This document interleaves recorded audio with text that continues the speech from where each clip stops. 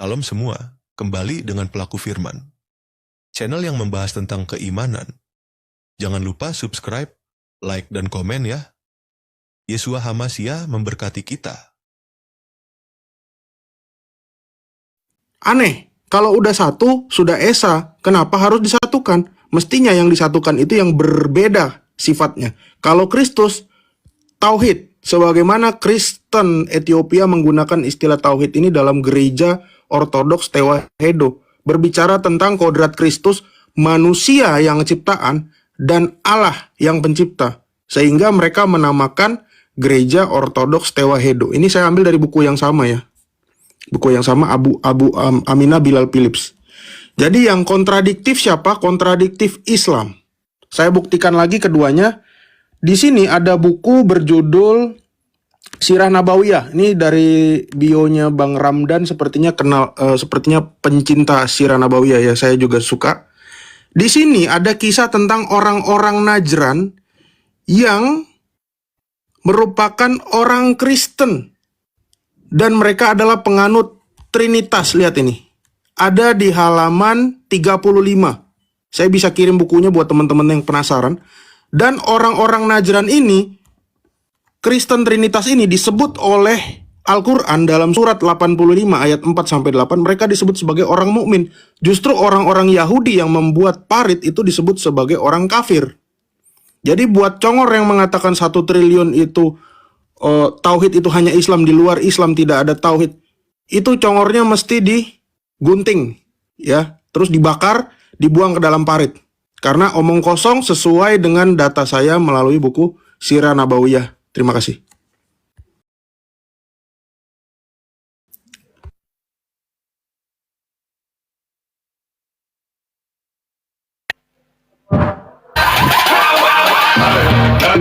Pembukaan yang frontal tetapi berdata dibawakan oleh Profesor Dr. Metatron dari teman-teman kita Kristen. Terima kasih.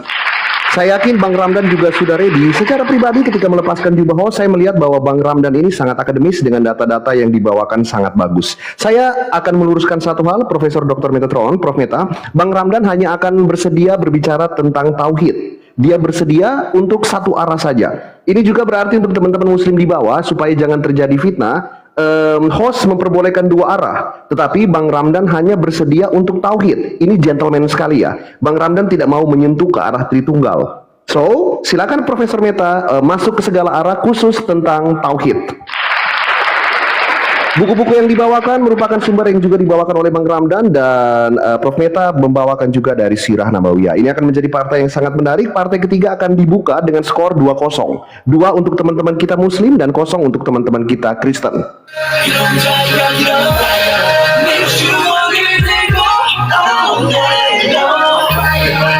Saya akan segera mulai, timernya 3 menit. Bang Ramdan akan duluan dan akan menanggapi pertanyaan, bantahan, gugatan dari Profesor Metatron. Ini masih timer ya, 3 menit. Bang Ramdan nanti lihat di pojok layar supaya nanti tidak terpotong kalau ada poin-poin yang penting ya. 3 menit. Nanti akan ada 3 putaran. Setelah itu kalian akan 1 versus 1 professional debating langsung. So, ini adalah giliran Bang Ramdan untuk berbicara. Untuk tamu-tamu yang ingin naik, bersabar setelah partai ketiga dibuka. Skor masih 2-0. Sekali lagi 2 poin untuk Muslim. Congratulations. Dan 1-0 untuk teman-teman Kristen. Juga untuk teman-teman di bawah, jangan lupa untuk tap-tap layar, posting ulang, dan kalau kalian ingin mendukung room ini, silakan. Terima kasih untuk Kakak V dan semua teman-teman lain yang sudah mendukung room ini. Ramdan, kamu akan membuka putaran pertama di timing debating 3 menit untuk 3 kali putaran, dimulai dari sekarang. Baik, terima kasih. Terkait dengan Sirah Nabawiyah, perlu kita pahami juga, host, Sirah Nabawiyah itu banyak versi. Saya nggak tahu yang dibawakan oleh versinya Bang Prof itu yang mana, tapi referensi saya manual book insya Allah gitu kan. Saya nggak pakai yang e-book. Ini Sirah Nabawiyah saya, yaitu perjalanan hidup Rasul Agung Muhammad dari kelahiran hingga detik terakhir. Ini yang diterbitkan oleh Syekh Saifur Rahman Al-Mubarakfuri yang bestseller, dan beliau merupakan lomba penulisan Sirah Nabawiyah juara 1 di Rabtul Al-Alam. Jadi ini yang terbaik lah kalau bahasanya begitu. Lalu terkait dengan tauhid tadi, saya menjelaskan tentang konsep tauhid. Apakah kemudian Allah ini disatukan? Jawabannya adalah la, tidak gitulah. Karena bahasa tauhid yang dipahami di sini berbeda. Kalau dari lughatan Arabia, tauhid itu adalah ilmu, pengetahuan tentang tentang Allah, tentang mengesahkan Allah. Makanya tauhid dibagi menjadi tiga, yaitu rububiyah, uluhiyah, dan asma wa sifat. Baik, ini buku rujukan saya dari, boleh di pause? Ini buku rujukan saya dari Syekh Muhammad bin Shalih Al-Utsaimin dengan judul Rukun Iman. Baik, karena tauhid ini termasuk dalam rukun iman, maka kita bawa pada rububiyah. Tauhid rububiyah, yaitu mengimani bahwa Allah adalah satu-satunya Tuhan, tidak ada sekutu dan penolong baginya. Penciptaan dan memerintahkan hanyalah haknya, sebagaimana yang saya katakan tadi, bahwa Allah yang menciptakan dan Allah yang mengatur alam semesta. Juga dalam surah Al-Fatir, yang berbuat demikian itulah Allah Tuhan kalian, miliknya lah segala kerajaan, dan orang-orang kalian seru sembah selain Allah tidak mempunyai apa-apa walaupun setipis kulit ari. Oke, itu yang pertama. Yang kedua adalah terkait, banyak penjelasan di sini ya, terkait dengan hadis, tapi saya persingkat, yaitu tauhid uluhiyah. Tauhid uluhiyah mengimani bahwasanya Dia adalah satu-satunya Tuhan yang hak dan tidak ada sekutu baginya, yaitu tidak boleh menyembah kepada selain Allah. Ada di surah Al-Baqarah, dan Tuhan sesembahan kalian adalah Tuhan sesembahan yang Maha Esa. Di sini tidak ada Tuhan yang berhak disembah kecuali Dia yang Maha Pengasih lagi Maha Penyayang. Oke, itu yang mempersingkat. Lalu kemudian yang terakhir, yaitu tentang tauhid asma wa sifat. Bentar, mana ya? Oh ya, asma wa sifat. Oh bentar, di halamannya saya lupa. Oh ya, halaman 39. Sebentar, host. Waduh, nggak cukup ya waktunya ya, host ya. Nama-nama dan sifat itu ada di surah Asy-Syura ayat 11, laisa kamitslihi syai'un, yang artinya sifat dan namanya tidak ada yang serupa. Bil makna hakikat. Begitu, host. Terima kasih. Ya, terima kasih. Jadi kalau dibilang udah lepas tangan dulu ya, mau sok-sok pakai beda buku ya, itu masalah Islam, bukan masalah kami. Tapi seandainya Anda tidak setuju bahwa pernyataan yang ada di dalam Sirah Nabawiyah Ibnu Hisham, tentu Ibnu Hisham lebih tua daripada Mubarakfuri ya. Ibnu Hisham muridnya Ibnu Ishaq. Mubarakfuri muridnya siapa? Jangan-jangan muridnya Donditan. Tapi kalau pernyataan Ibnu Hisham mau ditolak, kita nggak usah pakai Ibnu Hisham, kita buang tadi pernyataan tadi. Kita buka di dalam surat Al-Imran ayat 60. Ya teman-teman, silakan dibuka. Karena kita butuh data di sini, saya bukakan ya. Al-Imran ayat 60 teman-teman. Di sini ada peristiwa yang juga berkaitan dengan orang Kristen Najran. Ingat, tadi surat Al-Buruj ayat 7 dan 8 itu berbicara orang Kristen Najran.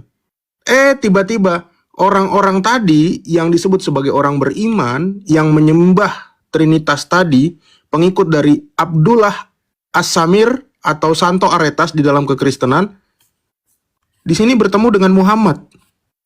Dan apa yang dia katakan? Di sini dia mengatakan Isa sebagai anak Tuhan atau anak Allah. Sehingga ini memperkuat argumen saya tanpa menggunakan narasi Ibnu Ishaq. Karena memang orang Najran yang ada di Yaman sana, ibu kotanya Sana'a, itu memang berpaham Trinitas. Karena apa? Di dalam Trinitas itu mengerti ada yang disebut sebagai anak Allah sesuai dengan Mazmur 2 ayat 7, yang juga disebut sebagai firman Allah atau kalamullah, yaitu Kristus atau Yesus, yang sepertinya Yesus ini di copy paste menjadi Isa, ya. Tapi kalau kita lihat di dalam bahasa Inggrisnya juga sama. Di sini ditulis Jesus ya. Sorry. Ya, di sini ditulis Jesus ya dalam bahasa Inggrisnya. Jadi membuktikan Trinitas itu memang diakui oleh Islam sebagai ajaran yang benar. Nah, sekarang kembali lagi kepada tauhid. Tadi kan di buku itu ada kata tauhidnya. Saya tanya kepada Pak Ramadan, bisa nggak kasih satu ayat saja di dalam Al-Quran yang ada kata tauhid? Atau saya kasih bonus, ada nggak di dalam hadis yang ada kata tauhid? Ya, saya nggak mau dalam kurung Tapi saya pengen di dalam Al-Quran satu kata tauhid aja. Kalau nggak ada, itu berarti omong kosong semua ajaran Islam. Terima kasih. Baik, ini harusnya waktu Bang Ramdan berbicara karena putaran pertama telah selesai. Terima kasih buat Bang Ramdan dan Profesor Meta. Tetapi ada dua hal yang akan saya beritahukan. Satu kebijakan dan satu teguran. Kita akan mulai dari teguran dulu ya. Teguran yang pertama kita berikan kepada pembicara Kristen atas nama Profesor Dr. Metatron. Bukan pelanggaran tetapi teguran. Di data ketiga yang disampaikan itu langsung pada poin data. Tidak ditunjukkan itu sumbernya dari mana, bukunya dari mana, soft datanya dari mana. Jadi ini berlaku untuk semuanya, apapun agama kalian, tolong ditunjukkan. Mungkin tadi saya yakin Prof Meta tidak berniat seperti itu, tetapi aturan tetap aturan.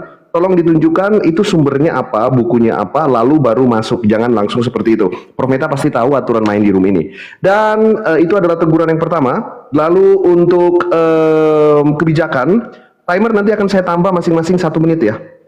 Timer akan saya tambah masing-masing 1 menit. Jadi nanti akan menjadi 4 menit. Bung Ramdan akan mendapatkan 4 menit dan Prof Meta akan mendapatkan 4 menit. Jadi timer akan saya hentikan. Tolong jangan dibuka mikrofon kalian. Akan disetting dan putaran kedua akan dimulai dari Bang Ramdan.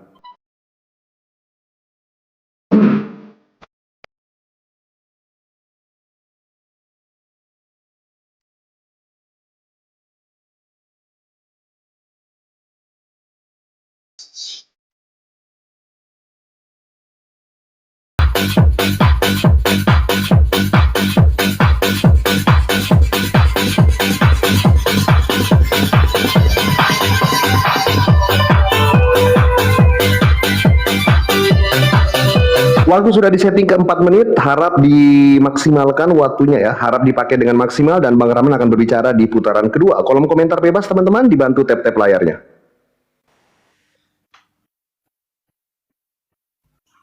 Baik, terima kasih. Kami sebagai seorang muslim diajarkan untuk jujur dan kita pun harus baik menjelaskan begitu ya, Host ya. Terima kasih Prof, pertanyaan yang cukup baik. Saya mau tegaskan secara eksplisit kata tauhid di dalam Islam, baik di dalam Al-Quran maupun Al-Hadis, tidak kami temui. Tidak kami temui. Dalam artian memang tidak ada. Namun perlu dipahami bahwa tauhid ini adalah konsep. Konsep secara mendasar adalah sesuatu yang dikumpulkan dari berbagai aspek yang kemudian menjadi sebuah kesimpulan. Itu yang disebut dengan konsep. Baik. Tauhid sendiri berasal dari kata mengesahkan atau mensatukan, meyakini Tuhan hanyalah satu. Namun yang paling esa adalah Tuhan tadi. Merupakan bentuk masdar. Dalam ilmu nahwu sorof ada istilah masdar atau kata benda abstrak. Dari kata kerja. Bentar. Ini ya, cukup kecil. Dari kata benda ya, abstrak, dari kata kerja wahadah yaitu yuwahidu. Ketiga bentuk kata tersebut wahadah, yuwahidu dan tauhid tidak disebutkan sekalipun dalam Al-Quran. Artinya konsep. Contoh kayak gini. Tidak ada secara eksplisit undang-undang dasar gitu kan, misalnya ini analogi, silogisme pendekatan berpikir yang menjelaskan tentang cara makan bergizi gitu kan. Hanya ada di juknis. Nah, juknis tadi kemudian memicu suatu konsep gitu loh, yang kemudian disebut dengan istilah-istilah atau hal-hal umum. Ya, saya rasa Prof dan saya pun sama-sama paham lah. Apa sih konsep itu ya? Kita masuk pada sini. Definisi konsep. Baik, kita masuk pada linguistik ya. Konsep menurut KBBI.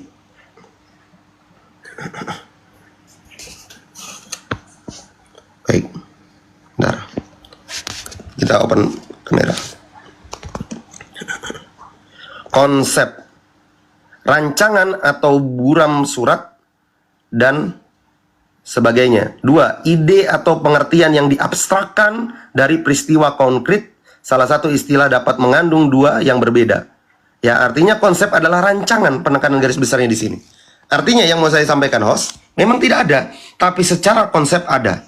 Dan itu adalah hal yang lumrah dalam kehidupan kita sehari-hari. Kadang kita nggak tahu konsep aljabar gitu misalnya. Tapi tahu nggak konsep aljabar kenapa bisa kemudian disebut dengan aljabar? Ya karena ada tadi susunan angka-angka, rumus-rumus sehingga bisa menjadi aljabar. Begitu, host. Dan saya tidak mau kemudian menanyakan, walaupun mungkin ada pertanyaan nanti, tapi saya nggak akan menanyakan. Karena tugas saya tadi hanyalah menjawab begitu. Artinya tauhid itu asal katanya adalah wahidun. Dan itu ada dalam Al-Quran istilah itu. Hanya saja memang tidak secara eksplisit disebut tauhid. Tapi secara konsep tadi sudah saya jelaskan di awal. Dan saya sudah jabarkan dalam buku Rukun Iman tadi yang saya tunjukkan bukunya. Ini covernya. Ya, host ya.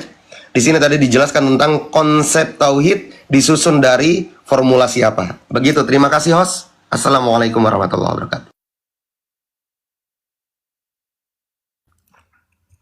Ya, terima kasih atas kejujurannya ya. Tapi akhirnya kita tahu bahwa memang tadi yang saya kutip tidak ada satupun kata tauhid di dalam Quran dan hadis. Nah, ini yang amat sangat membagongkan. Karena apa? Quran itu adalah wahyu dari Allah, Tuhannya orang Islam. Hadis itu adalah perilaku, ucapan, perbuatannya Muhammad. Kalau di dalam dua sumber Islam ini, baik Muhammad maupun Allah, tidak ada kata tauhid, lalu tauhid itu dapat dari mana? Karena kalau kita baca, apakah Islam itu doktrinnya tauhid? Tidak. Kita lihat di sini.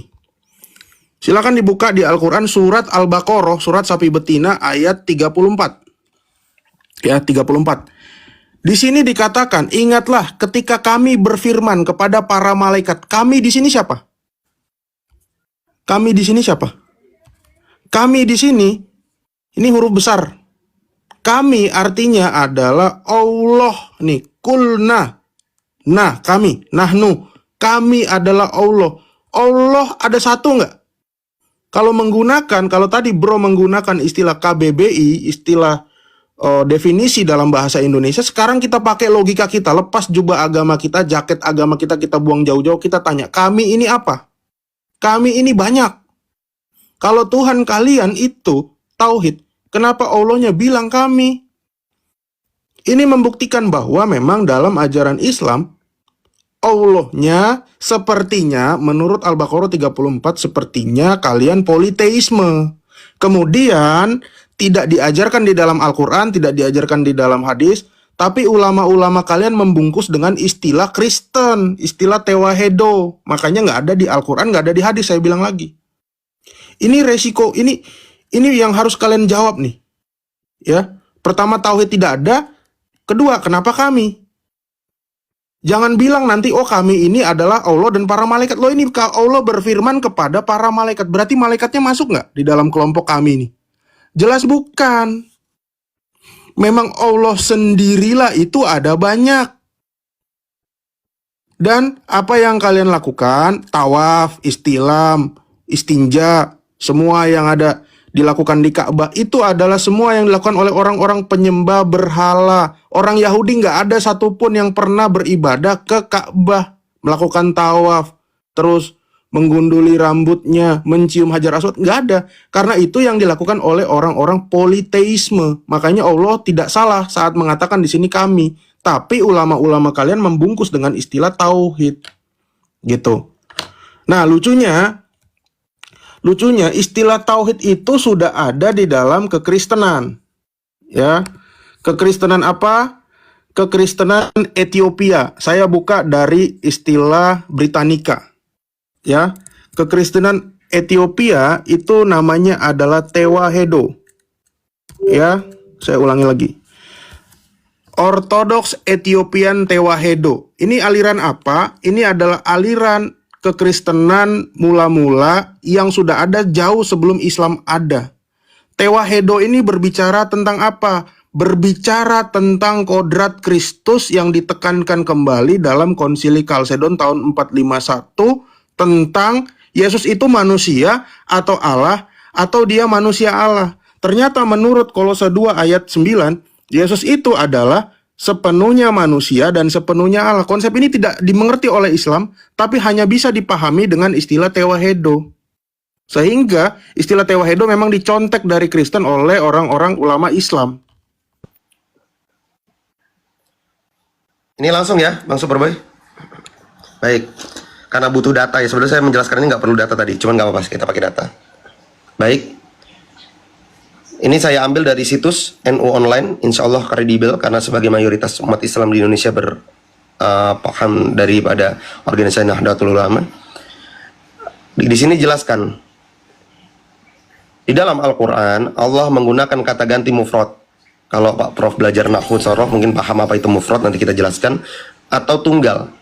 Bisa bermakna dia, aku, atau engkau. Tetapi ada kalanya Allah pada beberapa ayatnya menggunakan kata orang pertama jamak atau plural, kami. Untuk kata ganti pertama tunggal seperti huwa atau anta, untuk mewakili zatnya.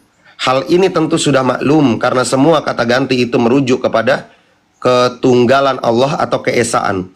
Sementara kata ganti orang pertama seperti nahnu merujuk pada dua atau lebih entitas sehingga tidak bisa mewakili zat yang maha esa. Penjelasan ini tentu merujuk pada kaidah bahasa Arab. Lalu bagaimana memahami fenomena penggunaan kata ganti orang pertama jamak atau plural Allah? Tentu saja semua kata ganti orang pertama jamak atau Allah ini tidak dipahami secara literal karena bertentangan dengan hukum akal dan nas agama itu sendiri. Contoh, ini inna nahnu nazalna dzikra dan seterusnya. Sungguh kami menurunkan Al-Quran, kami juga yang menjaganya. Kata nahnu nazukumu, kami memberikan rizki. Ulama menjelaskan penggunaan kata ganti jamak orang pertama Allah sebagai bentuk pengagungan dirinya atau bentuk merujuk kewasanya. Contoh begini, kita nggak perlu lanjutkan, cuman contoh begini. Ketika saya bertemu dengan Pak Superboy di tengah jalan, lalu kemudian saya bicara dengan Pak Superboy. Selamat datang Pak Superboy di kediaman sahabat kami gitu. Apakah kami ini merujuk kepada kata yang jamak atau saya pribadi? Hanya saja saya memberikan kata penghormatan ini kepada Pak Superboy sebagai bentuk pengagungan diri kepada tamu. Maka Allah di sini pengagungan diri kepadanya. Makanya tadi saya jelaskan, bila mana kata sifat itu dalam tauhid asma wa sifat dikenal dengan tauhid asma wa sifat, yaitu surah Asy-Syura ayat yang ke-11. Laisa kamislihi syai'un. Aku tidak serupa dengan makhluk. Tidak ada yang serupa dengan makhluk. Makanya kami bilang, kami di sini sendiri. Bisa bermana sendiri. Kayak contoh, saya bertemu ditanya oleh kawan saya, Pak Ramdan, makan sama siapa? Oh, kami sendiri Kak, gitu kan. Itu hal yang lumrah dalam kita berbahasa, gitu loh. Makanya di sini disebut kata mufrad tadi. Begitu. Bil makna jamak kalau diartikan ke dalam bahasa Indonesia. Karena kalau mau memakai kata jamak dalam kosakata bahasa Arab, maka nahnu di situ ada kaidah dalam bahasa. Di situ ditulis dalam Al-Jami Al-Hakim Quran Ma'asur Risalah, kata kami katakan, bukan aku katakan, digunakan karena Allah membahasakan dirinya dengan kata plural atau jamak sebagai bentuk pengagungan dan penyanjungan diri. Jadi begitu keterangan saya Pak Superboy. Nah, kalau terkait dengan tadi banyak yang Prof sampaikan, sebetulnya ya saya ada pertanyaan tapi nggak saya lontarkan. Kembali lagi, saya hanya bertugas untuk menjawab. Kalaupun memuaskan bersyukur, kalaupun tidak memuaskan, saya bukan lelaki pemuas. Terima kasih Kak Superboy. Assalamualaikum. Ya, itu saya masih, ya teman-teman mungkin di bawah, saya nggak maksa ya. Tapi itulah penjelasan orang Islam kalau ditanya kenapa Tuhannya menyebut dirinya kami. Ya begitu, kami itu sendiri. Saya nggak pernah bilang kalau ditanya Anda, terus saya jawabnya kami. Ya, gimana kabarnya Pak Meta? Oh kami baik-baik loh. Ditanya saya kok. Sehingga saya berusaha untuk membantu teman-teman Islam. Apabila ditanya tentang kami ini, saya kasih jawabannya yang agak make sense. Ya. Lebih baik kalian jawab bahwa itu adalah bahasa Jepang. Karena bahasa Jepang dewa itu adalah kami. Ini lebih masuk di akal. Daripada dibilang kami itu tapi kami adalah sendiri atau satu, itu nggak masuk di akal. Ya teman-teman. Kalau dibilang laisa kamislihi syai'un, Allah tidak serupa dengan makhluk. Lah terus Allah sama siapa gitu loh? Allah sama siapa? Itu nggak masuk di akal. Ya nggak? Saya punya alternatif yang kedua. Ya. Di Alkitab ada satu kata yang menggunakan kata kami. Ini saya bacakan Yohanes 14 ayat 23. Ya. Jawab Yesus, teman-teman silakan buka ya. Surat Yohanes 14 ayat 23. Jawab Yesus, jika seorang mengasihi aku, dalam kurung Yesus, ia akan menuruti firmanku dan Bapakku. Jadi di sini ada Yesus dan sang Bapa atau sang sumber akan mengasihi dia dan apa? Kami akan datang kepadanya dan diam bersama-sama dengan dia. Jangan-jangan nih saya pikir, tadi konsep tauhid diambil dari Kristen. Jangan-jangan kata kami ini diambil lagi dari sini. Kami yang dimaksud itu berbicara tentang ketritunggalan. Jangan-jangan, tapi sekarang ada dua pilihan. Mau pakai yang kami bahasa Jepang, atau mau pakai Yohanes 14 ayat 23. Saya rasa ini jawaban saya lebih make sense. Gitu ya. Karena kami di sini berbicara tentang kejamakan antara Sang Bapa dengan Sang Firman. Hanya bisa dipahami dengan Tritunggal. Sebagaimana tauhid itu juga hanya bisa dipahami dengan Kristologi, Kolose 2 ayat 9. Kalau diputar-putar tadi, larinya ke sana kemari, itu nggak make sense. Makanya orang Islam itu banyak nggak ngerti kitabnya karena memang bingung tauhid itu apa. Ya, tauhid itu artinya menyatukan, tapi nggak ada yang pernah tahu T-nya apa. Kenapa ada kata T dalam tauhid? Selalu dibahas wahada, wahidu, wahid, apa. Tapi T-nya nggak ada yang pernah jelaskan. Tidak ada yang tahu bahwa T dalam kata tauhid itu adalah diambil dari orang-orang Ethiopia dari kata theos. Nih, kata T. Ini diambil dari kata theos. Saya ambil dari Britannica ya. Britannica.com. Ya. Jadi, kok bisa ada unsur T di dalam bahasa Arab yang artinya itu penyatuan tentang kodrat Tuhan. Tuhan siapa? Tuhan Yesus. Nggak mungkin kan? T di sini maknanya sama kayak takjil kan? Iya nggak? Tewahedo, takjil, tausiah, tasawuf, itu semua ada T-nya. Ya, tapi kalau takjil artinya disegerakan. Nah, kalau ini tauhid yang kalian ambil itu T-nya dari mana? Kalau bukan dari Theos, Taurat. Coba kalian jelaskan, Taurat dari mana?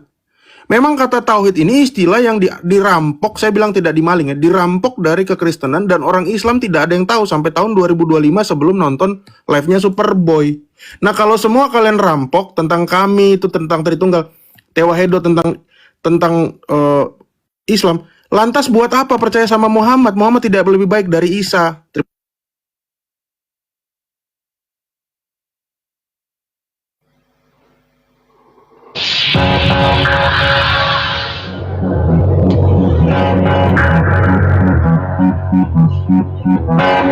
It's getting hot over here.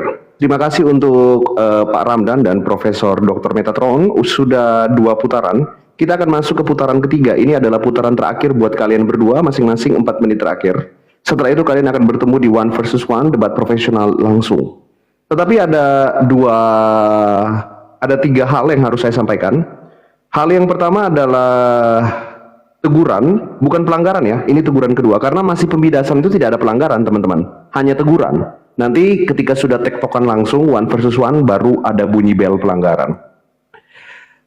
Teguran ini jatuh kepada pembicara Kristen atas nama Profesor Dr. Metatron, yaitu penggunaan data berdasarkan AI. Ketika disampaikan pada jam 19 menit ke-24 untuk menunjukkan referensi terhadap kata kami itu menggunakan sumber AI itu tidak diperbolehkan di room ini.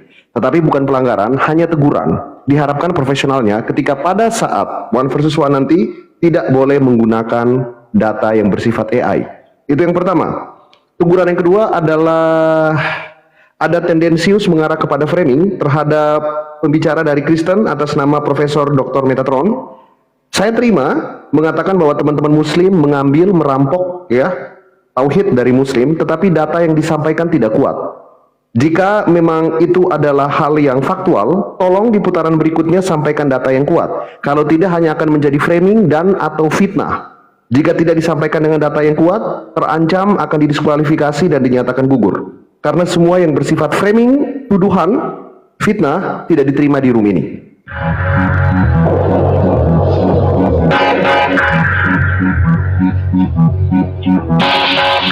Lalu untuk hal yang ketiga adalah angkat topi untuk Pak Ramdan karena sejauh ini belum mendapatkan satu pelanggaran atau teguran apapun. Ini sangat jarang, tetapi satu muslim cerdas ada di room saya. Terima kasih kepada Pak Ramdan. Kita akan segera mulai putaran terakhir. Di putaran ketiga masing-masing akan mendapatkan 4 menit. Pak Ramdan akan memulai dan skor sementara masih 2-0, 2.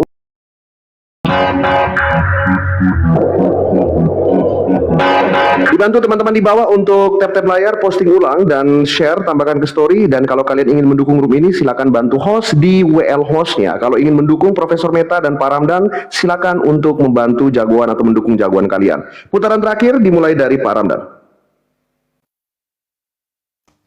Baik, terkait kata kami, host, kalau insya Allah ini saya coba ambil kutip dari Kamus Besar Bahasa Indonesia, makna kami,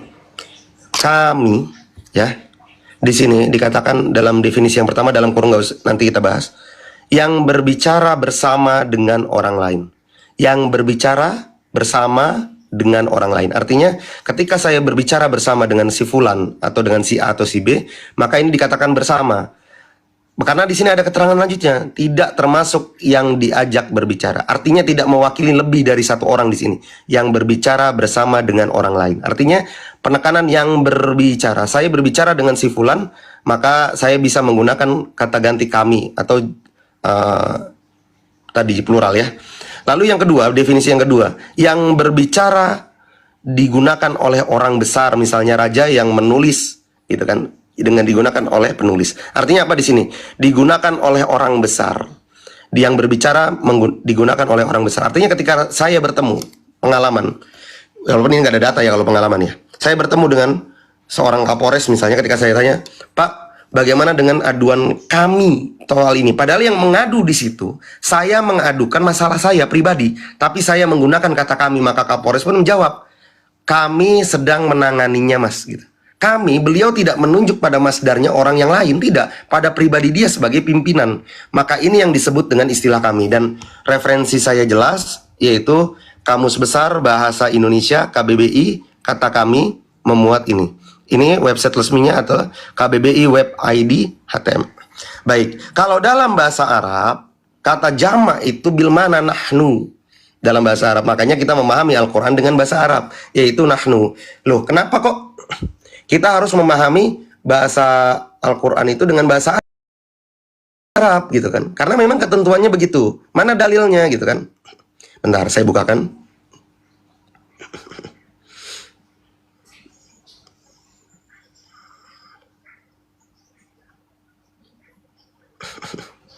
Oke. Saya buka di sini. Saya buka dari situs indeks tematik Al-Quran Al-Hadi ya. Di sini ada beberapa ayat untuk mempersingkat waktu, host. Sesungguhnya kami menurunkan beberapa ayat menurunkan berupa Al-Quran dengan berbahasa Arab agar kamu memahami. Oke, ini surah Yusuf ayat yang kedua. Lalu kemudian di surah Al-A'raf dikatakan, dan demikian kami telah menurunkan Al-Quran itu sebagai peraturan yang benar dalam bahasa Arab. Dan seandainya kamu mengikuti hawa nafsu di sini, mereka setelah datang pengetahuan kepadamu, maka sekali-kali tidak ada perlindungan dan pemeliharaan bagimu terhadap siksa Allah. Artinya, saya bawakan dua ayat walaupun banyak ayatnya.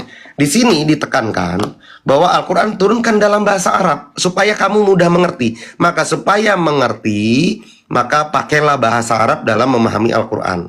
Kenapa tadi saya definisikan kami? Karena Prof mendefinisikan kami berdasarkan jamak bahasa Indonesia. Ternyata jamak yang Prof katakan tadi dari AI atau dari apa tadi saya nggak tahu.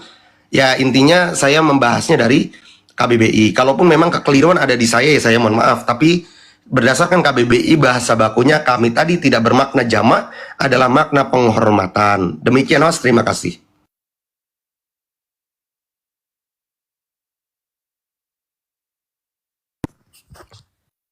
Oke, terima kasih Bang Ramdan. Tadi saya mengutip bahwa Anda mengutip dari surat Asyura ayat 11 ya. Laisa kamislihi syai'un. Allah tidak serupa dengan makhluk, tidak serupa dengan apapun. Tapi Anda malah mengutip dari KBBI. Ini membuktikan bahwa Anda sedang menyerupakan Allah itu sendiri. Ini saya sempat capture ya.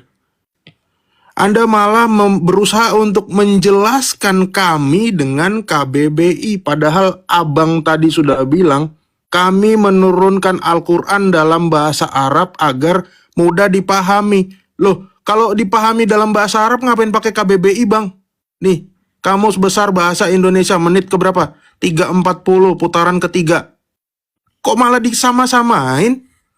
Padahal tadi abang sudah jelas dengan nyata bahwa abang mengatakan memang tidak ada kata tauhid di dalam Al-Quran maupun hadis. Kalau memang sudah nggak ada, ya udah nggak usah ditambah-tambahin. Nggak usah dicocok-cocokin ke sini. Ini sudah fatal. Artinya Anda membantah pernyataan Anda sendiri. Masa perlu saya putarin lagi tadi videonya? Mana ya? Nih. Kan Anda bilang tadi. Mana nih? Sorry, nggak ada suaranya. Ya udah lanjut. Nah, ini sudah fatal, Bang. Ini membuktikan bahwa Anda sendiri menantang dua pernyataan Anda, menentang dua pernyataan Anda. Saya ulangi lagi, bahwa Laisa kamislihi syai'un, Anda bantah pakai ini.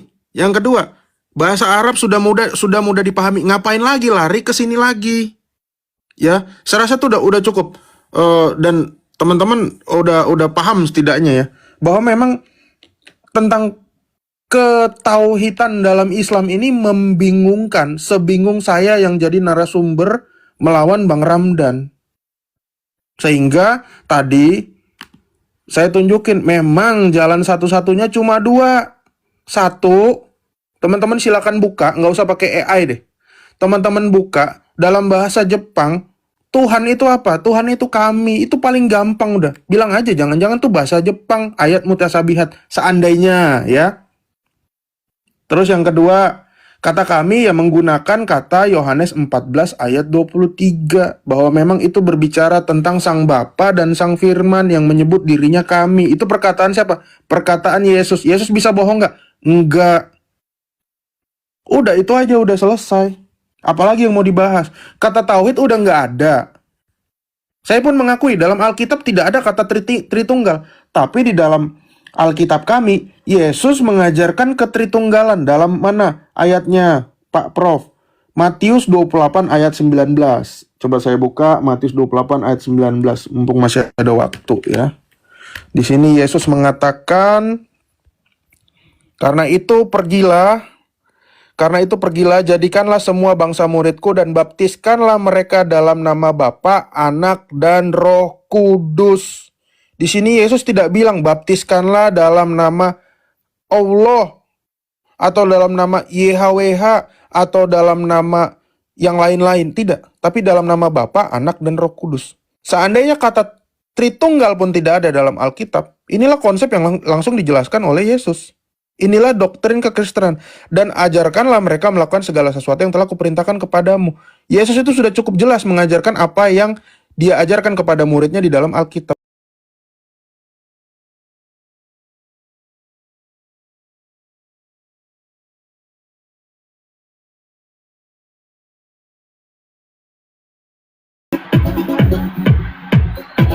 Saya merasa terhormat mendengarkan pertunjukan data argumentasi, referensi, rujukan dari dua orang cerdas anak-anak Indonesia ini. Ada Profesor Dr. Metatron, ladies and gentlemen. Juga ada Pak Ramdan, kuda hitam yang pertama kali naik malam hari ini dan menunjukkan manner yang baik serta data dan logika yang bagus.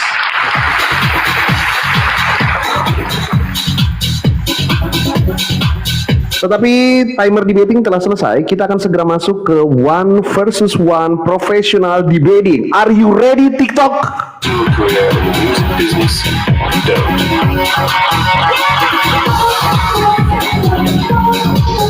Pak Ramdan, ini mungkin pertama kali kamu naik ke atas, tetapi ketika sudah masuk ke one versus one professional debating ada aturan tambahan. Hanya ada dua aturan tambahan. Jadi yang pertama, aturan yang awal, yaitu tadi ya, bahwa tidak boleh ada penghinaan dan atau penistaan ya terhadap agama, Tuhan manapun, suku bangsa, itu tidak boleh. Lalu yang kedua, wajib menunjukkan data. Nah, dua aturan tambahan ini Prof Meta mungkin sudah tahu tentang aturan ini, Pak Ramdan mungkin baru pertama. Ya, aturan yang ketiga adalah dalam keadaan apapun tidak boleh melakukan pro argumento ya. Apa itu pro argumento? Saya rasa Pak Ramdan paham ya. Tidak boleh menyetujui pendapat lawan dalam bentuk apapun. Ya, saya sepakat, saya setuju, iya, saya sepaham, saya mengerti, jangan. Skill debatingnya dipakai. Karena kalau sudah menyetujui, ya berarti selesai. Kalau tadi sudah ada terjadi 2 kali di pembidasan, menyetujui tetapi itu tidak masuk ke pelanggaran ya, karena masih pembidasan. Lalu aturan yang keempat adalah tidak boleh berputar-putar ya, sarding argumento. Jadi harus fokus, tidak boleh berputar-putar di situ aja, jangan ada gambling bias. Hanya itu. Aturan full itu hanya akan ada di big match. Kalau di sini kita ada sedikit toleransi mengenai logical fallacy, hanya tidak boleh menyetujui pendapat lawan dan tidak boleh berputar-putar serta bias dan gambling fallacy. Get ready, prepare yourself.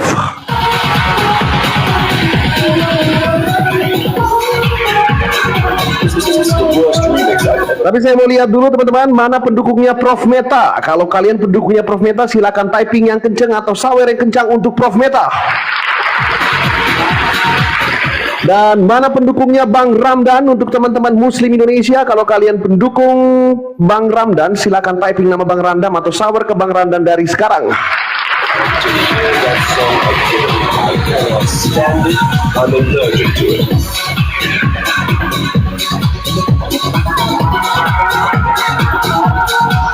Dan kalau kalian adalah super friends yang mendukung Superboy, boleh animasi-animasi untuk membantu WL hostnya? Oh iya.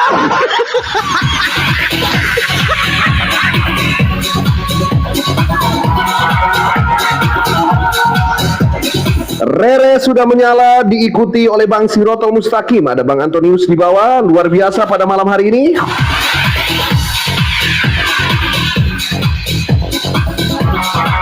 Sekali lagi, datanya harus berdasarkan data yang valid ya. Makanya tadi kalau kalian dengarkan baik-baik, ketika saya tegur itu bukan pelanggaran, hanya teguran. Ya, jadi kita akan mulai lagi teman-teman. Ramdan adalah 2 kali juara di partai pertama dan partai kedua dan akan menemui penantang yang cerdas, brilian, smartest Capricorn ever. Ada Profesor Dr. Metatron. Kita akan segera mulai, tap-tap layar 150k. Kita akan mulai teman-teman. Silakan siapkan data yang banyak karena ini Bang Ramdan tidak akan ada timer ya. Jadi kalian akan langsung tektokan. Waktu yang diberikan adalah toleransi maksimal 20 menit. Seperti itu. Jika ada pelanggaran, pelanggaran pertama akan bersifat toleransi, pelanggaran kedua akan langsung diturunkan. Bukan di-kick ya, diturunkan. Itu berarti yang masih ada di atas sebagai pemenangnya. Tapi kalau tidak ada pelanggaran sampai dengan 20 menit selesai, perdebatan akan dinilai berdasarkan manner selama berdiskusi, metode yang dipakai selama diskusi, dan kepadatan materi selama berdiskusi. Manner, method, dan matter.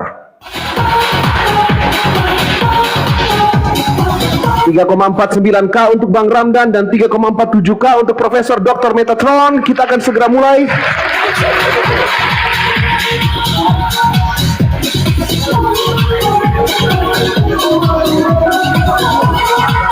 Sekali lagi teman-teman, 150k kita mulai, digaskan, tap-tap layarnya, double vertex Profesor Meta ya.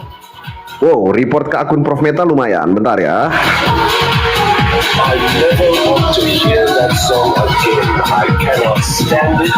Masing-masing saling mengejar. Di pojok kiri ada Bang Ramdan dengan 3,51k dan diikuti Profesor Meta dengan 3,6k.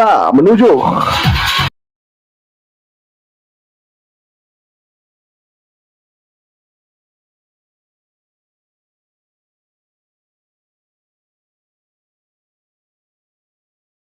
Superboy.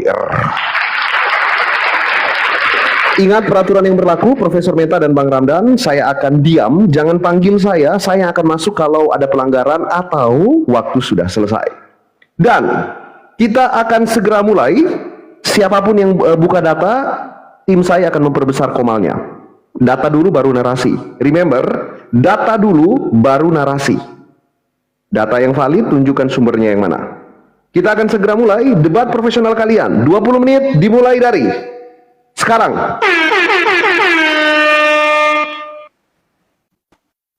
Cek. Oke, siapa dulu? Pak Prof, mau Pak Prof dulu atau saya dulu? Oh yaudah Bang Ramdan dulu.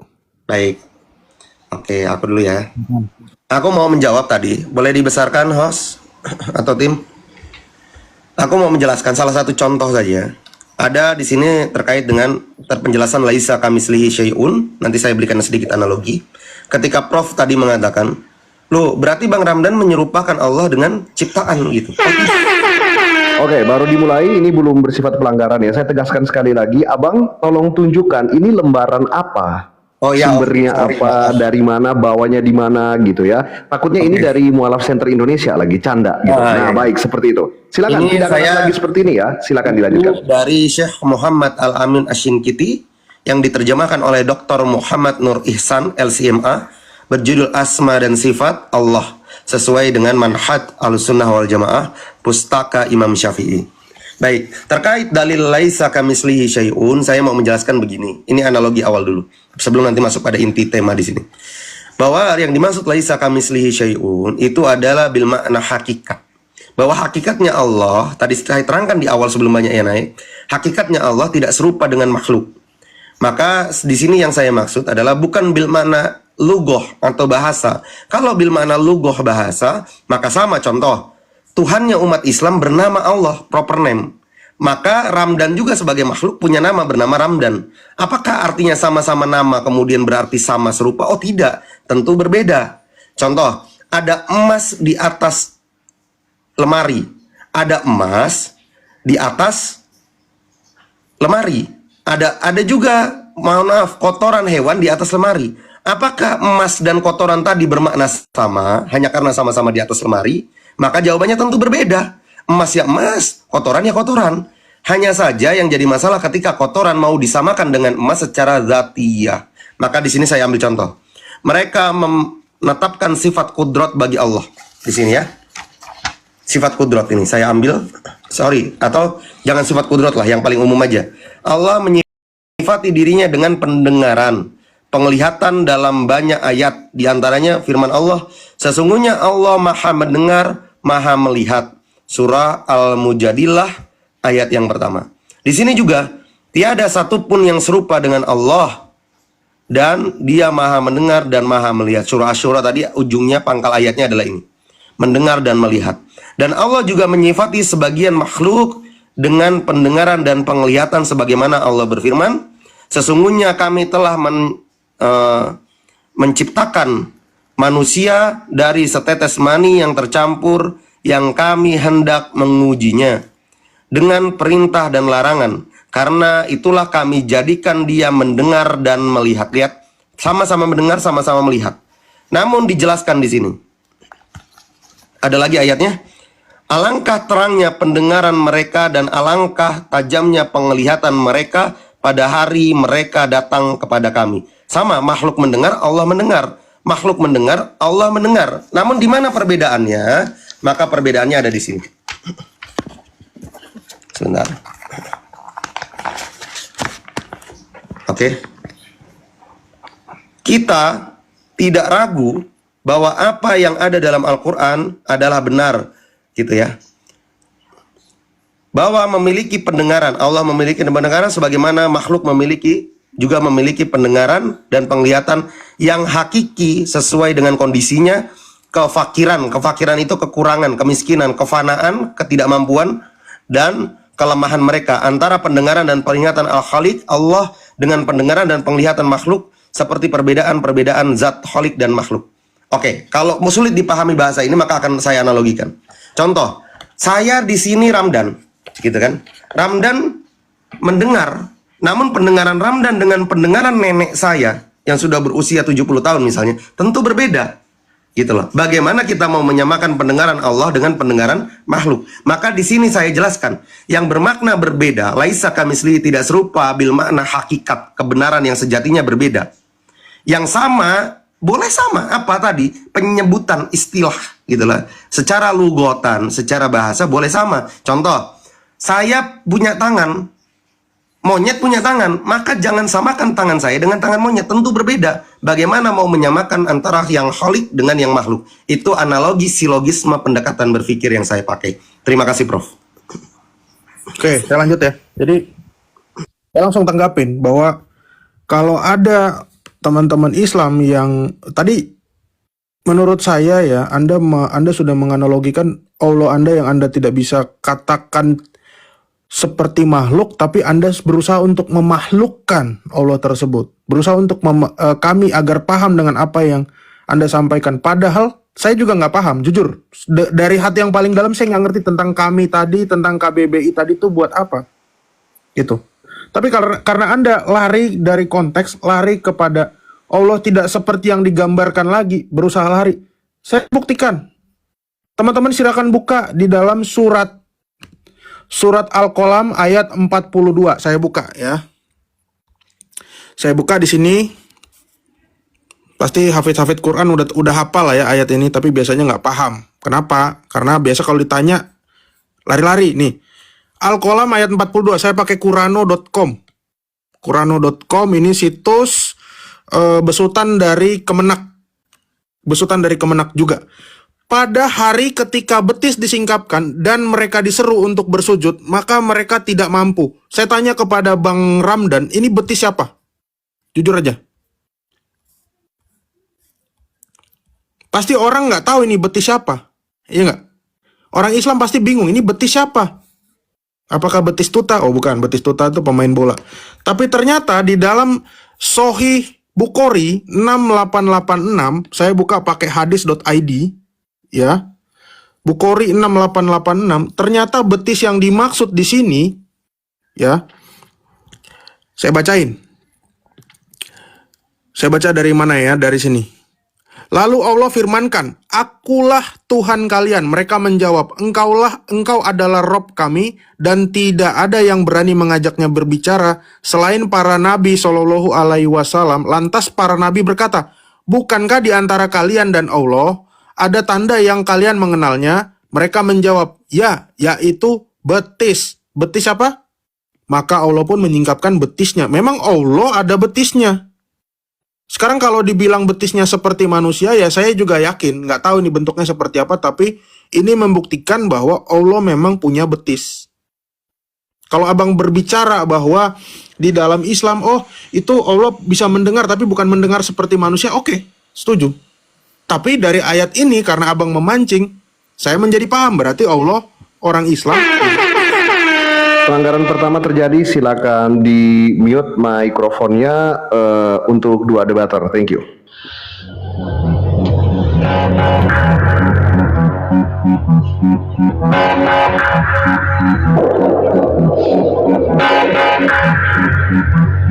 Pelanggaran pertama terjadi kepada debater Kristen atas nama Profesor Dr. Metatron melakukan pro argumento, ya, menyetujui sebagian sedikit baik itu tunggal maupun derivatif dari pernyataan lawan debat Ramdan dengan mengatakan setuju tadi. Dalam hal apapun ingat peraturan yang tadi ya, karena ini adalah debating profesional, regular debating.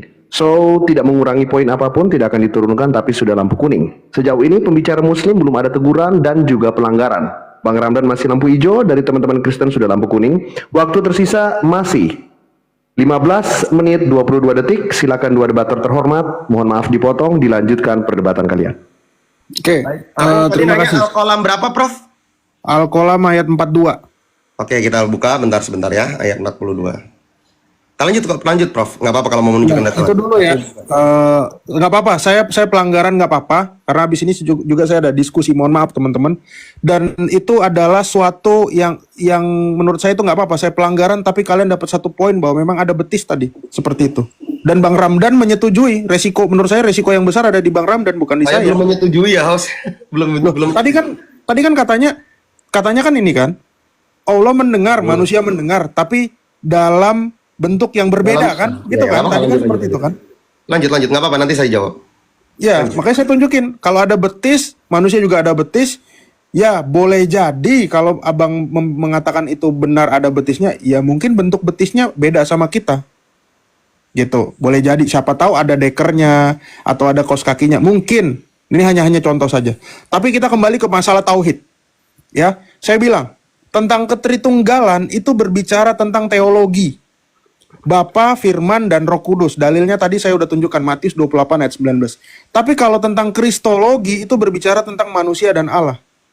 Ya, manusia dan Allah ini adalah kodrat yang diambil, yang diemban oleh Sang Firman. Bapa apakah menjadi manusia? Tidak. Roh Kudus menjadi manusia? Tidak. Karena fitrahnya mereka adalah Allah. Apakah ada 3 Tuhan? Tidak. Karena sifat yang ada di dalam ketritunggalan itu saling mendiami. Bapa di dalam Firman, Firman di dalam Bapa. Di dalam Bapa dan Firman ada Roh Kudus. Itu yang disebut dengan perikoresis. Perikoresis, ya. Tapi kita fokus ke tauhid. kita ke tauhid ya, kita ke tauhid teman-teman. Aku lanjut dulu ya Bang Ramdan ya. Karena fokusnya boleh. Lanjut nggak kita apa-apa. ke tauhid. Nah, di dalam pandangan Islam maupun Kristen, apakah orang Yahudi itu tauhid? Saya coba kutip dari bukunya orang-orang Islam. Karena Bang Ramdan adalah ahli dari sirah ya, sirah Nabawiyah, saya coba buktikan melalui buku-buku sirah. Ya, saya ambil dari buku sirah, sebentar. Sirah Nabawiyah Ibnu Hisham, baik yang punya Bang Ramdan maupun punya saya, yang Ibnu Hisham, teman-teman bisa pakai dua-duanya. Teman-teman buka di dalam bagian bab tentang Abdullah As-Samir, teman-teman. Bab 5, perihal Abdullah As-Samir. Mungkin halamannya berbeda kita, tapi babnya ini sama, perihal Abdullah As-Samir. Abdullah As-Samir ini adalah orang Kristen yang tadi percaya tentang Tritunggal, ya. Dia percaya tentang Tritunggal, Trinitas di sini. Dan dia mengajarkan juga tentang ketrinitasan, ya, di sini kata-katanya. Ada di halaman 35. Nah, yang membagongkan begini, orang Yahudi tauhid atau enggak? Ternyata menurut buku Sirah Nabawiyah, orang Yahudi itu tidak tauhid. Jadi Ulangan 6 ayat 4 yang mengatakan, dengarlah Israel, Tuhan Allah kita itu Esa, Sema Israel, Adonai Elohenu, Adonai Ehad. Ternyata itu bukan tauhid, karena itu berbicara tentang teologi, bukan berbicara tentang kristologi. Orang Yahudi tidak mengenal kristologi. Kenapa? Nih, coba kita baca. Ketika Raja Najran, yang Yahudi tadi, mengaku kalah, Abdullah bin As-Samir yang Kristen berkata kepada Raja Najran tersebut, demi Allah, engkau tidak akan mampu membunbunku sehingga engkau mentauhidkan Allah dan beriman kepadanya. Nah, orang Yahudi ini Kristen, Raja Najran ini Yahudi atau Kristen? Jelas ini orang Yahudi. Tapi yang membagongkan, kenapa dialog antara orang Yahudi dan orang Kristen justru mengatakan kepada orang Yahudi yang merupakan Raja Najran yang namanya adalah Dunuas, itu bertauhid. Artinya orang Yahudi tidak bertauhid. Kenapa tidak bertauhid? Karena orang Yahudi menolak Kristus. Nih, kita baca di sini ya. Kemudian Dunuas pergi ke Najran dengan membawa pasukannya dan mengajak mereka, pengikut As-Samir, masuk ke dalam agama Yahudi. Serta menyuruh mereka memilih salah satu dari dua hal, masuk ke dalam agama Yahudi atau dibuniani. Mereka memilih lebih baik dibuniani daripada masuk ke dalam agama Yahudi. Orang-orang mereka tadi itu apa? Orang Kristen. Ini membuktikan bahwa tauhid itu memang adalah ajaran orang Kristen. Siapa yang ajarkan di tanah Arab? Namanya Abdullah As-Samir. Nah, pada saat ini Abdullah As-Samir menantang, kalau kamu mentauhidkan Allah, maka kamu bisa membunbunku. Nah, setelah Raja Najran mentauhidkan Allah dengan disaksikan Abdullah bin As-Samir, ya, jadi ini Raja Najrannya sempat bertauhid nih. Artinya kalau saya menggunakan analogi Ibnu Hisham, maka Raja Najran ini masuk Kristen artinya. Kemudian Raja Najran memukul Abdullah bin As-Samir dengan tongkat yang melukainya dengan luka yang tidak terlalu besar, namun membuat Abdullah bin As-Samir meninggal dunia. Jadi orang Yahudi apakah dia disebut orang yang bertauhid? Tidak, teman-teman, karena tauhid tadi sesuai dengan data saya yang di sini, ini berbicara tentang kristologi Sang Firman. Nangkap ya kira-kira ya. Terima kasih. Gantian ya. Saya nggak biasa dengan loncat-loncat, saya coba diskusi gantian. Boleh dibesarkan moderator atau host? Ya, saya di sini mengutip dari situs Al-Manhaj, ya, Al-Manhaj Oraidi. Ini milik Ustadz Yazid. Terkait dengan betis, di sini dalil-dalilnya sudah jelas. Lalu beliau memberikan penjelasan di sini terkait dengan sikap betis itu. Apa sih makna betis gitu kan? Sesuai dengan sabdanya. Lalu dia menyingkap betisnya. Ya, dia menyingkap betisnya. Bahwa kata betis di situ dinyatakan dalam bentuk nakiroh. Apa itu nakiroh? Tidak disandingkan dengan lafadz Allah. Karena memang faktanya dari ayat-ayat tadi yang Bang Prof sampaikan di surah Al-Qalam 642 itu tidak terdapat kata ilah atau Allah di situ. Tidak ada pelekatan kata Allah.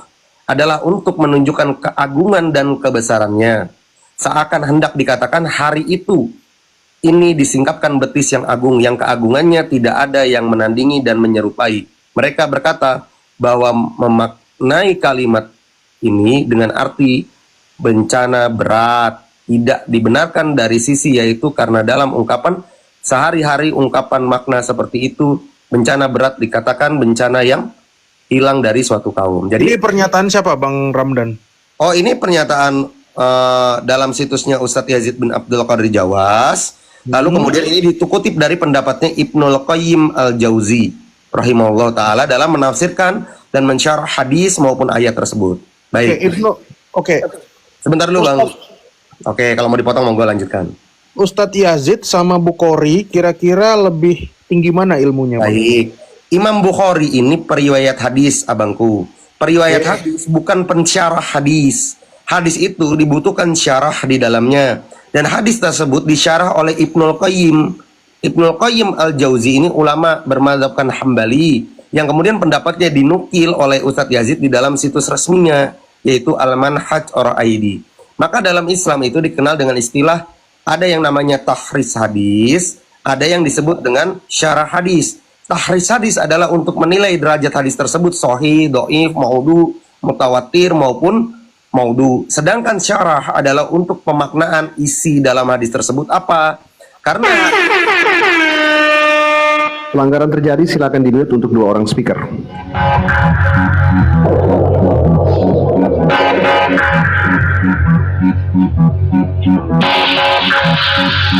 Ini tolong didengarkan baik-baik supaya ini jadi pengajaran juga ya. Tidak penting siapa yang kena pelanggaran, tapi ini pelajaran tentang dialektis. Ada aturan yang namanya pengutipan terhadap rujukan, junto to source. Jadi pengutipan terhadap rujukan itu diperbolehkan, tetapi hanya bersifat satu lapis. Jadi pihak yang satu lapis mengutip langsung pada sumber primer, baik itu dalam bentuk penafsiran, dalam bentuk penjabaran, itu boleh satu terhadap satu.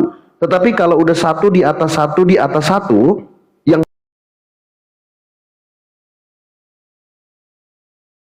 itu nanti jatuhnya akan appeal to authority. Mungkin Bang Ramdan dan Prof Meta tahu ini ya, dan teman-teman yang paham dialektika di bawah mungkin paham.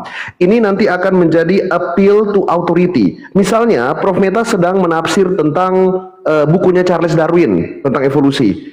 Lalu saya menafsir Prof Meta, saya membuat tulisan tentang Prof Meta. Lalu setelah itu Mossad Alifuru membuat tulisan dari saya, yang saya dari Prof Meta, yang Prof Meta dari Darwin. Paham teman-teman? Nah, ini nanti akan menjadi appeal to authority. Pandangannya akan bersifat subjektif. So, Bang Ramdan, nothing personal, tetapi ini hanya ada aturan. Pelanggaran pertama akhirnya terjadi untuk teman-teman dari debater muslim atas nama Bang Randam. Jadi kalau ingin mencari sumber, kalau bisa yang satu lapis ya, hanya satu terhadap sumber utama, jangan satu dari satu dari satu. Nanti triple seperti itu agak kurang efektif.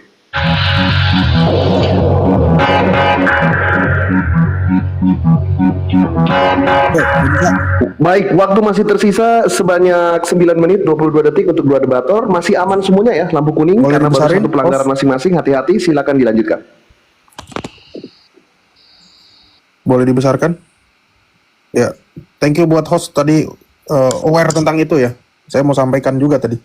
Tapi kalau yang saya kutip ini adalah pernyataan langsung dari Bukhari. Ya, mau dikatakan Anda tidak setuju dengan pernyataannya Bukhari hanya penulis hadis atau apapun. Ingat Bukhari ini juga adalah ulama Islam. Kalau dibandingin sama Yazid tadi, ini Yazidnya yang Indonesia atau yang mana ya? Yang udah meninggal itu ya, bukannya? Jelas pernyataan Bukhari di sini dia menukil dari surat Al-Qalam ayat 42 bahwa di sini Muhammad bersabda, Rob kita atau Tuhan kita menampakkan betisnya. Maka sujudlah setiap orang mukmin dan mukminah, sehingga yang tersisa hanyalah orang yang ketika dunia ini sujud karena ria dan sum'ah, mereka mencoba untuk sujud, namun punggung mereka kembali tegak. Ini sudah jelas nih ayat Al-Quran sama. Dan memang Nabi Muhammad mengkonfirmasi bahwa Allah menampakkan betisnya di sini, ada betisnya. kalau mau dibilang Allah tidak punya betis, di dalam orang, tadi Imam apa? Hambali ya. Di dalam orang Arab, ya kan ada lima imam ya. Indonesia pakai Syafi'i, di Turki pakai Hanafi, di Arab pakai Hambali. Orang-orang di Arab itu banyak yang Imam Hambali, tapi dia kelompok apa namanya? Mujasimah. Kalau orang Mujasimah ya betul-betul mengatakan bahwa Allah memang punya betis, Bang. Gitu. Saya justru mendukung pernyataan Abang loh ini. Gini loh, Abang tadi sudah bilang bahwa pernyataan yang tentang mendengarkan dengan dikaitkan mendengarkan, Allah mendengarkan dengan manusia mendengarkan, Abang menolak bahwa itu adalah pernyataan dari Asyura ayat 11. Tapi ternyata Gantian di ya, sini Bang, ya? Abang menolak lagi. Udah 2 kali Abang menolak pernyataan saya. Gantian ya. Gantian, bisa gantian? Saya Udah, nggak. silakan. Ya, gimana gitu kan? Karena abang ini ya, saya jelaskan ini bukunya. Kelompok Telaah Kitab Raudullah, Perpedoman kepada Al-Quran dan As-Sunnah. Di sini judul bukunya, ya. Ya, ini kelompok dakwah. Ini dijelaskan di sini macam-macam jenis tafsir. Yaitu tafsir bil maksur. Ini dijelaskan di halaman yang ke 125. Tafsir Al-Quran dengan As-Sunnah. Apa itu As-Sunnah ya? Tadi hadis yang Bang Prof bawakan. Karena Rasulullah adalah penyampai risalah, maka yang benar tahu tentang firman-Nya adalah sabdanya. Ziyadah. Ya, jadi yang dimaksud dengan Prof tadi, kemudian di dalam kitab ini dijelaskan, bahwa yang dimaksud oleh Prof, bahwasanya ketika, siapa tadi namanya? Al-Imam Al-Bukhari rahimahullah ta'ala, mengutip hadis yang beliau dapatkan dalam menafsirkan ayat Al-Quran, bukan berarti penafsiran beliau menyetujui tentang betis tadi, bukan. Makanya di situ ada katanya betis di situ adalah apa? Saya tanya ke Prof. Sekarang saya tanya Prof, dalam bahasa Arab betis tadi dimaknai apa, Prof? Dalam bahasa original teksnya, sakin gitu kan? Sakin itu apa sih? Dalam makna sakin itu bermakna apa dalam bahasa Arab? Makanya tadi kan saya bilang, yuk kita kembali pada bahasa aslinya. Ya, sakin di situ bermakna nakiroh. Di situ dalam ayat tersebut nakiroh, tidak disandingkan dengan Allah, berarti tidak menggambarkan tentang zatiyahnya Allah. Sifat zat itu berbeda dengan sifat pendengaran dan lain sebagainya tadi. Itu bukan bil makna zat, tapi kata kerja di situ. Mendengar, kan, melihat itu kerja. Sedangkan kalau diletakkan pada tubuh atau zat tadi atau bermakna zat, itu disebut dengan kata sifat zatiyahnya tadi. Makanya tadi diberlakukan di sini, dijelaskan nih. Di sini itu adalah bentuk nakiroh. Makanya tadi saya bilang coba pahami. Di situ pakai nakiroh atau bukan? Makanya Udah, saya langsung respon. Saya langsung respon. Oke. Nakiroh bukan di situ. Saya akan langsung respon. Ya, karena kalau kita lari ke sini terus nggak ada ujungnya. Saya langsung respon. Menurut Abang, orang Islam yang bermazhab Hambali, tadi Abang kutip Hambali, Betul. yang disebut kelompok Mujasimah itu Islam juga nggak? Oh, beda Bang dengan Mujasimah. Mujasimah itu bukan Hambali. Imam Ahmad Ibnu Hambal itu bukan Mujasimah. Mujasimah atau jisim itu adalah yang mengatakan bahwasanya betis Allah sama dengan betis makhluk. Itu Mujasimah, Bang. Udah, saya bilang orang yang beraliran Mujasimah itu Islam atau bukan? Saya no comment soal itu, Bang. Saya nggak Lo tahu. nggak boleh no comment dong. Karena saya nggak tahu orang Mujasimah yang mana yang Abang maksud. Gak ada persembunyiannya di sini, Bang. Bagi kalangan orang Islam, bagi kalangan Mujasimah, mereka Islam nggak? Mereka orang apa? Apakah mereka orang Indonesia? Bukan, mereka justru orang Arab. Mereka banyak keturunan Muhammad juga. Sekarang saya tanyakan, orang Arab yang mana yang Abang sebut dengan Mujasimah dan mana dalil referensi yang mengatakan bahwasanya madhab Hanabilah adalah madhab yang...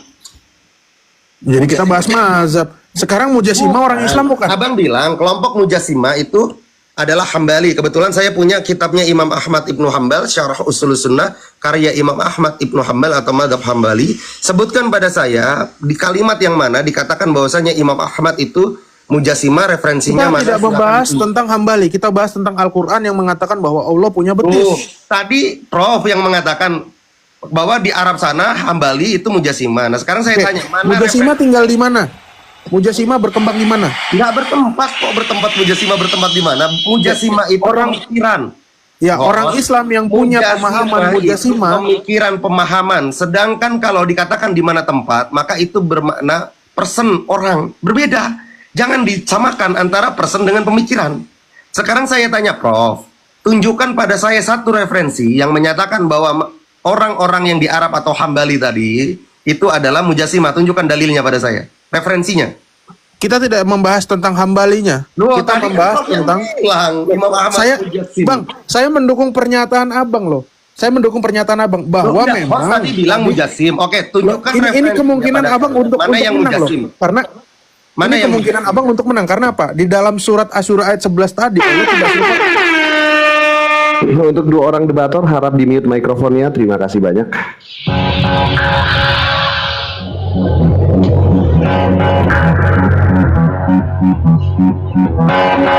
Wah, 1.900 orang di bawah. Apakah kalian masih semangat, teman-teman? Saya merasa, secara pribadi saya merasa bangga karena mendapatkan tamu dua orang cerdas ini. Bel berbunyi, tetapi bukan karena pelanggaran ya, tapi waktu telah selesai. 20 menit sudah selesai, teman-teman. Jadi itu berarti tidak ada pelanggaran kedua, baik dari Ramdan maupun dari Profesor Metatron, tidak ada pelanggaran kedua. Jadi dua-duanya tidak diturunkan. Yang menentukan kemenangan berdasarkan penilaian dari manner, metode, dan materi. Kita luruskan dulu teman-teman bahwa apakah dari tadi Profesor Meta menyetujui pendapat dari Ramdan? Nah ini teman-teman mungkin awam terhadap dialektika. Definisi menyetujui itu adalah kalau dalam perdebatan memberikan argumento yang protesis bukan antitesis. Sedangkan yang dilakukan oleh Profesor Meta itu adalah perunutan baik bersifat langsung maupun sarkasme. Ya, jadi itu hanya menekankan poin bukan setuju, kecuali memberikan tesis yang mendukung tesis yang diberikan oleh lawan. Harusnya antitesis jadinya protesis. Ini harap dimengerti ya teman-teman ya.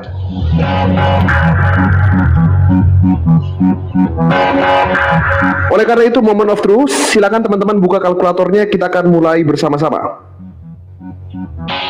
Kita mulai dari poin metode debat yang dibawakan oleh Bang Ramdan dan Bang Meta. Silakan ditulis teman-teman. Dari segi metode, Profesor Metatron berhasil mendapatkan poin sebesar 82 poin. Oke, ini mungkin buat kalian pertama ya. Biasanya karena pelanggaran turun. Ini karena dua-duanya tidak ada pelanggaran. Muslim yang cerdas, Kristen yang cerdas, Ramdan dan Metatron. So, penentuannya melalui poin ya. Dari segi metode debat, Profesor Metatron 82 poin. Sedangkan untuk Ramdan dari segi metode debat mendapatkan 80 poin. Dua-duanya 80 ya. Tetapi Prof Meta unggul 2 poin di atas saudara Ramdan. Congratulations.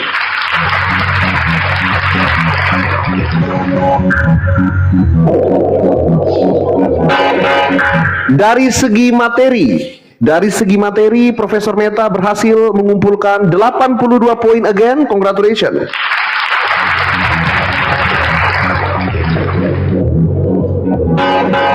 Silakan direkam teman-teman.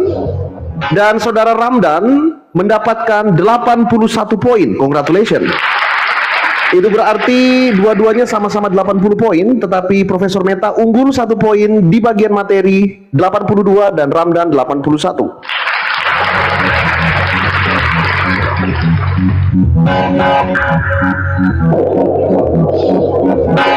Kita akan masuk ke ranah manner yang dibawakan selama perdebatan. Sikap, tata cara, ya, pernyataan, tutur kata. Dari ranah manner, Profesor Meta berhasil mengantongi 79 poin. Congratulations.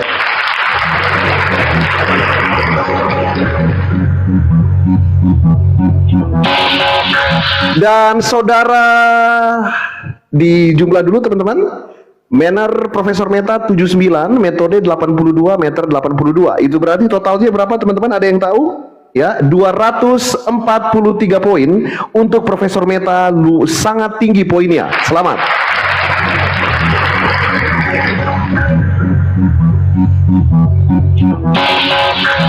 Sedangkan dari sisi manner, Ramdan berhasil mendapatkan 84 poin. Congratulations. unggul 5 poin di atas Profesor Meta, mendapatkan 84 poin dengan manner yang outstanding. Itu berarti 84 ditambah 80 ditambah 81, total 245 poin. Di partai ketiga dimenangkan oleh debater Muslim atas nama Ramdan dengan 245 poin. Congratulations.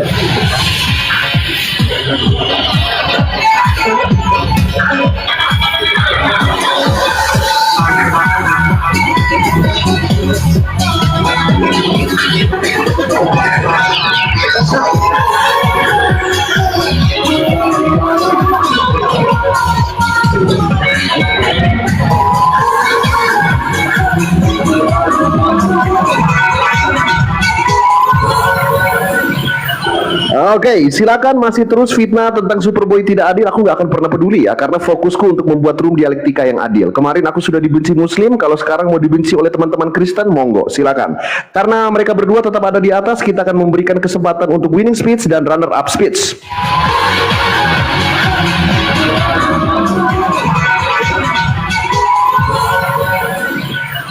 Kita akan mendengarkan dulu dari runner up speech. Yang terhormat Profesor Dr. Metatron akan berbicara.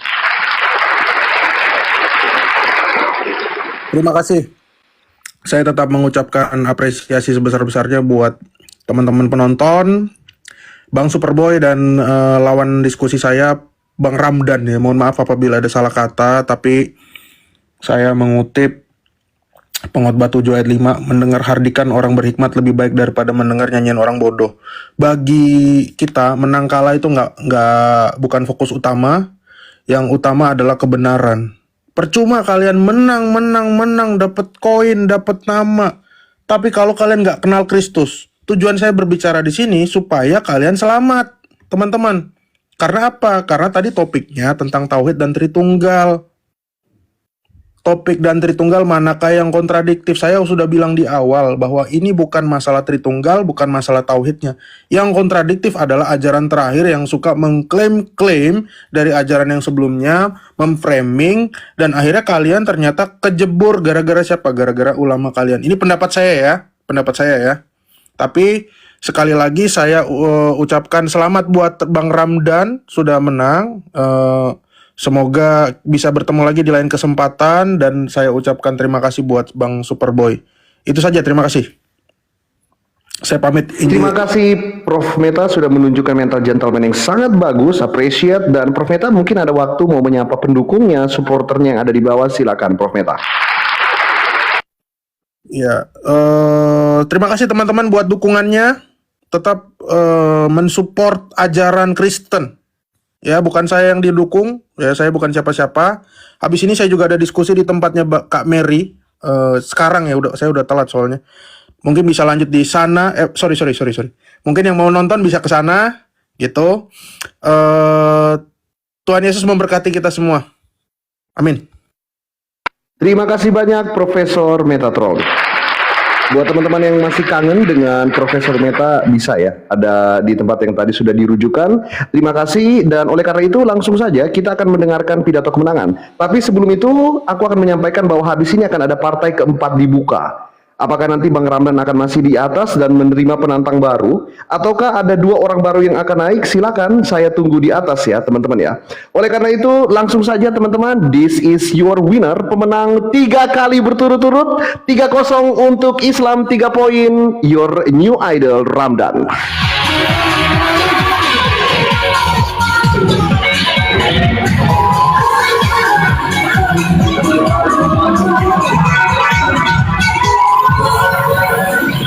Silakan Bang Ramdan. Baik, Assalamualaikum warahmatullahi wabarakatuh. Shalom, Om Swastiastu, Namo Buddhaya, salam kebajikan bagi kita semua.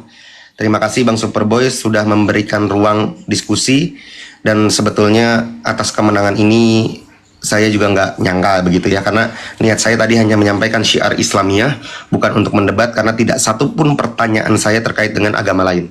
Maka nasihat saya buat teman-teman yang berapologet, buat teman-teman saya yang Muslim, saran saya jangan pernah menghina Tuhan sesembahan agama lain. Maka ketika ada yang menyembah Tuhan selain daripada Allah Subhanahu wa taala, maka cukup kita ingkari dalam hati, jangan kemudian kita sakiti perasaan mereka, karena dengan kita mencaci, memaki, menghina sesembahan mereka, maka mereka akan menghina sesembahan kita melebihi daripada batasnya.